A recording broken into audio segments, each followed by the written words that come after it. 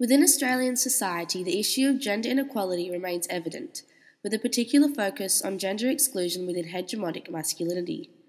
By our own review of Australian sociologist Ray Connell's work, Masculinities, she explores how in the past sociologists have determined gender and the human body as either biological, sociological, or a combination of the two.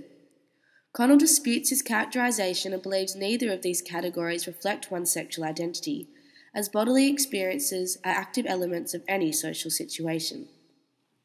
This generalized and presumed masculine character is not attainable. The literature needs to recognize gender as marginal lifestyles and account for character typologies. Our research will highlight that the literature requires larger research and reshaping in order to create an inclusive conceptualization.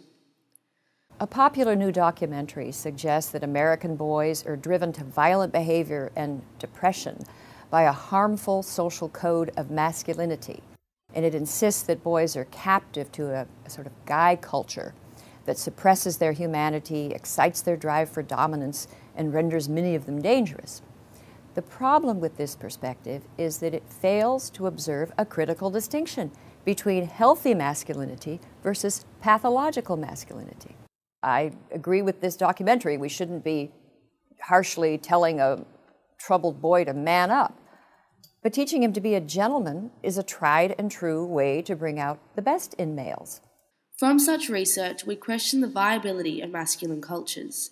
Is a masculine culture toxic for boys? Demands and limitations evolve around male-dominated societies, and we wonder, what is it like for those who aren't so fitted within that sense of hegemony and masculinity? It became easier to identify particular gender stereotypes within the media. It also became more simple to find a sense of masculine dominance within Disney films. I used to think it didn't matter what deodorant I chose. Dumb. This test shows that Old Spice is the right choice. Old Spice performs in real man situations like basketball, recon, and Frenching. Try Old Spice, and if you still don't think it's awesome, call 1-800-PROVE-IT, and they'll buy you a stick of something that smells like wildflowers and shame. Take the Old Spice challenge. I did. Often, the message to boys, both implicitly and explicitly, is that men should view women as objects of pleasure or as servants to please them. Disney movies glorify one particular body type above all others: chiseled abs, a barrel chest, and massive arms. Men with any other body type in Disney movies are generally outcasts or weak and subservient. Let's take a look-see. Hate your hair? Not likely.